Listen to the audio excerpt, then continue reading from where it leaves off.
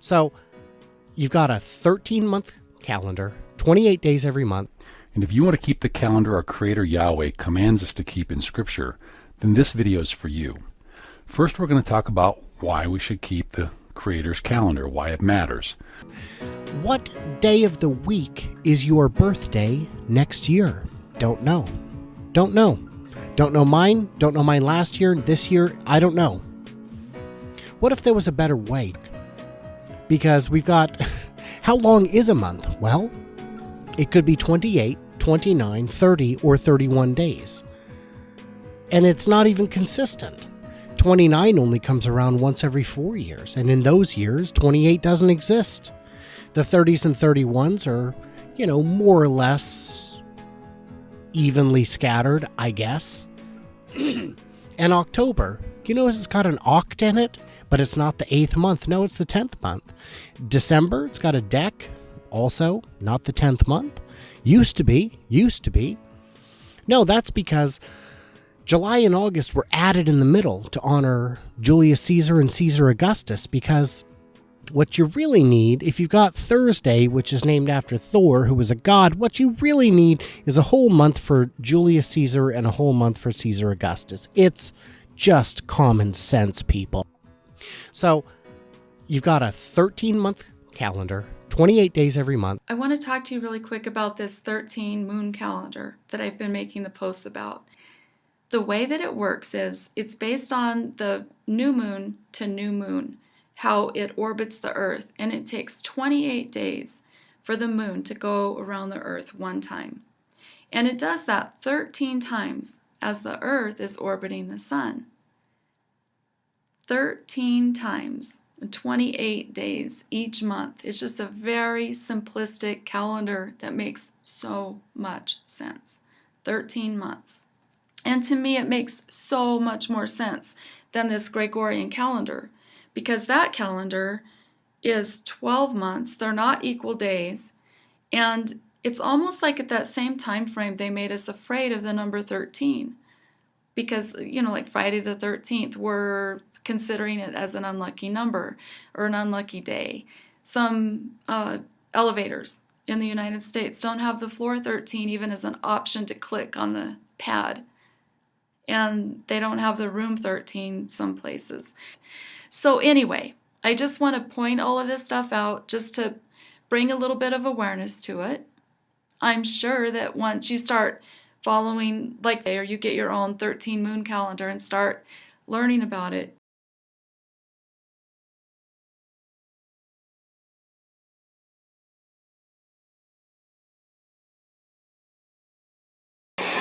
Okay, last video or two I'd been showing a couple of different things. I was showing this, which is what I understand is a squared square, okay?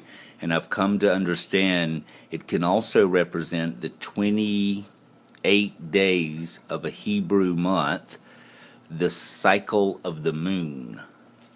Okay, it's like new moon, first quarter, half, 3/4, full. Then it starts waning. They call this waxing. When it goes from a new moon to a full, it's waxing. When it goes from a full moon to a new moon, it's waning. It's decreasing. So this is 3/4, half, last quarter, new moon.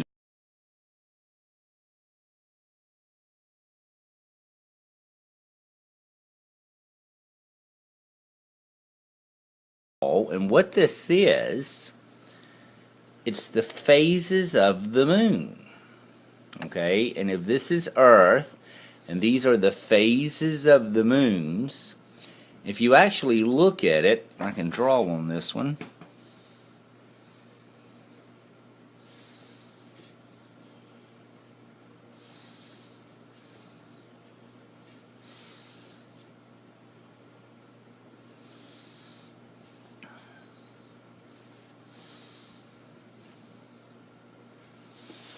Okay, so what I've just done is this same pattern of the squared square.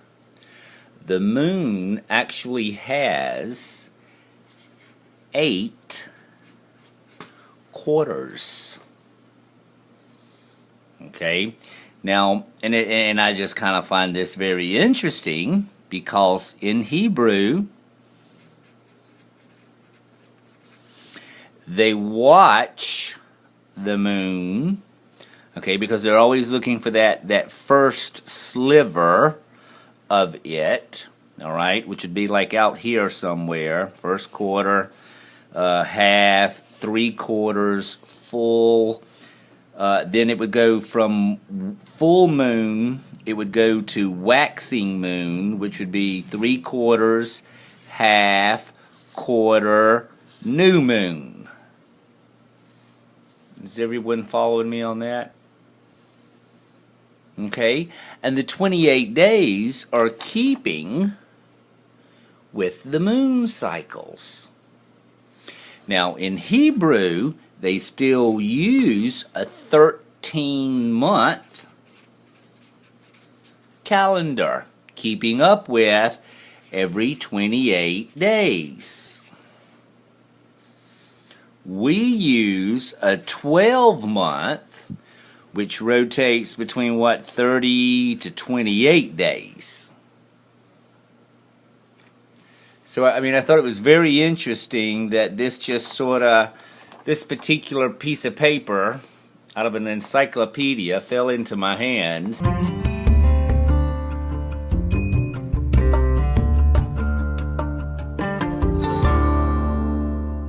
There's many different calendars out there. There's the Roman Gregorian Christian calendar, a lunar Sabbath calendar. There's all different kind of calendars.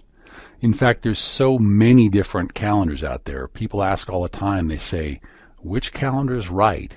How can we even know? And sometimes they say, does it even matter which calendar we keep?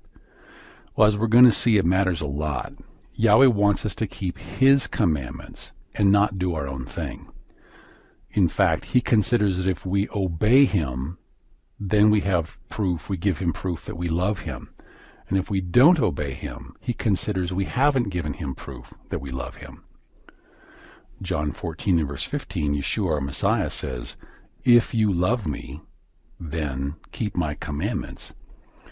There's more examples in Exodus chapter 32 and verse 5 in the incident with the golden calf. Aaron, or Aharon, dedicated a new festival day to Yahweh. But even though Aharon dedicated this festival day to Yahweh, this new festival day didn't please Yahweh because Aharon was not keeping Yahweh's instructions. It's important to note that we should not modify Yahweh's word or change it in any way. In Deuteronomy chapter 12 and verse 32, Yahweh says, whatever I command you, be careful to observe it. You shall not add to it, nor take away from it.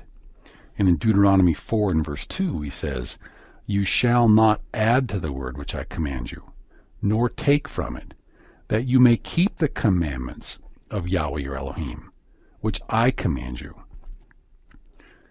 What Yahweh is really saying here is, to keep my commandments, don't change them in any way. Because if you change them, they're not really my commandments any longer. They're your commandments because you changed them. So if we're keeping our own commandments because we've changed His commandments, then it makes it seem like we consider ourselves to be worthy to change His commandments. It's sort of like we're worshiping and serving ourselves rather than Him. It's a big difference. In Hebraic thought, the concepts of worship, obedience, and service are all closely related. We're going to take a look. Our Jewish brethren have an ancient saying. They say, whoever's calendar you keep, that's who you worship. And this saying is true. Because when we worship someone, we worship them. That means we consider, if we worship Yahweh, that means we consider Him worthy to tell us what to do. So we serve Him because we keep His commandments. Well, the flip side of the coin is, if we don't keep His commandments, Yahweh considers that we don't worship Him. He considers that we don't consider Him worthy to set our commandments for us. And this principle holds true whether it's a conscious decision we're making or not. For another example, if we keep the Roman Gregorian Christian calendar with the Christian festival days of Sunday, Christmas, and Easter, then at least in Yahweh's sight, we're considering the Roman Pope Gregory to be the one who is worthy to establish our calendar for us. So in Yahweh's sight, we worship him. So Yahweh didn't command us to keep Sunday, Christmas, and Easter. So Pope Gregory is the one that we are obeying, and therefore Yahweh considers that we are worshiping him. We're going to visibly sight the first crescent sliver of the new moon, and that is going to be the head of the year, Aviv 1.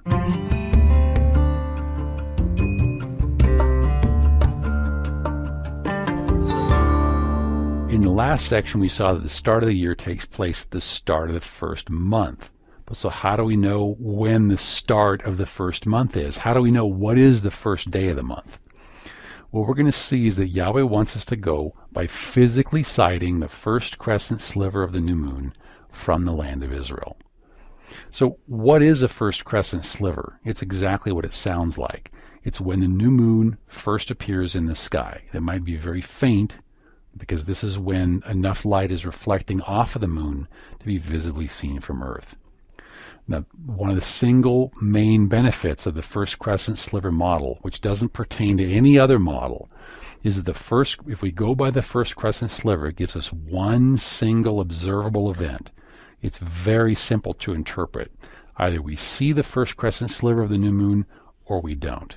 Now, all the other methods we're going to take a look at rely on computation or pre-calculation, guesswork, basically. And as we're going to see, this guesswork is often wrong.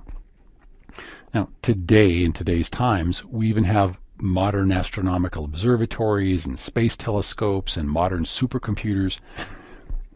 And we can predict the flight paths of the heavenly bodies with much greater accuracy than our forefathers were able to.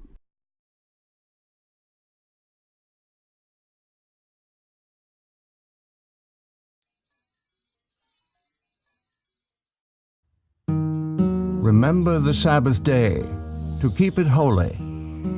6 days shalt thou labor and do all thy work, but the seventh day is the Sabbath. For people wanting to obey the Bible commandments, the question is, which is day 1? All can count to 7, but where does the count begin? How can you know which is the true seventh day? The Creator who made the week also designed a month in which to place that week. The calendar of creation begins with New Moon Day, followed by 4 complete weeks. Each week contains 6 work days and a 7th-day Sabbath rest. In the beginning, the Creator designed the movement of the sun and the moon to measure time. Let there be lights in the firmament of the heaven to divide the day from the night, and let them be for signs, and for seasons, religious gatherings, and for days and years. 2 great lights were set in the firmament of the heaven, to rule over the day and over the night. Time can be measured only by movement. The movement of the sun measures a day. In 365 1/4 days, the sun and the earth return to the same relative position. This is 1 solar year.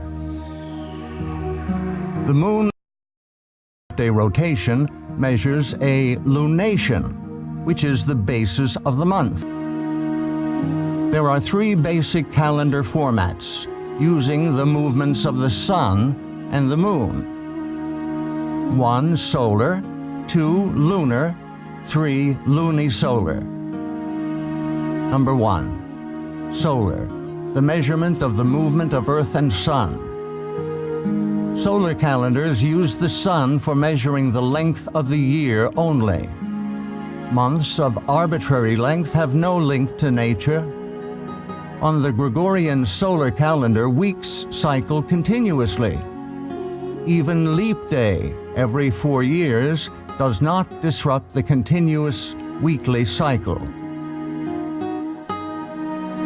Lunar, the measurement of the moon's rotation. Lunar calendars are based strictly on the cycles of the moon. Months, which begin the first dawn after conjunction, cycle continuously without adjustment to the solar year. The sun and the moon functioning together make a lunisolar calendar. Lunations are adjusted to the longer solar year by adding a 13th month. The weekly cycle restarts with every new moon. Each lunation has 4 complete weeks. The calendar established at creation is lunisolar. It is the most accurate and precise of all timekeeping systems. In Scripture, each lunation starts with the celebration of a special day of worship, New Moon Day. New Moon Day starts with the first dawn after the astronomical new moon, also known as the conjunction. 6 workdays follow, and then a 7th-day Sabbath. The true lunisolar calendar is very user-friendly. Days of the week always fall on the same dates of the month. Every time a 7th-day Sabbath in Scripture is assigned a date, Scripture states that the moon was created specifically to measure times for worship. He created, the moon for seasons, that is, worship times. Creation week ended with the Sabbath day's rest. Exodus 31 states that the Sabbath is to be kept throughout all generations. Verily my Sabbaths ye shall keep, for it is a sign between me and you throughout your generations, that ye may know that I am your Maker, that doth sanctify you. The 7th-day Sabbath was designed by the Creator to be the sign of loyalty between himself and his people. The enemy, Lucifer, has changed the civil calendar and stolen the worship due to the Creator. Through tradition and assumption, Lucifer has united the world in using a solar calendar with continuously cycling weeks. When one worships, reveals whom he worships. All who use a solar calendar for calculating their days of worship are unknowingly giving their allegiance and worship to the great deceiver. Those desiring to show their allegiance to the Creator will worship him on the day he has designated. To find the correct day of worship, the lunisolar calendar established at creation must be used. Scripture reveals that the calendar used for worship throughout all eternity will be based upon the new moon. And it shall come to pass that from one new moon to another, and from one Sabbath to another, shall all flesh come to worship before me. Whom do you worship? To whom do you give your allegiance? The calendar you use to measure time for worship reveals the deity you worship.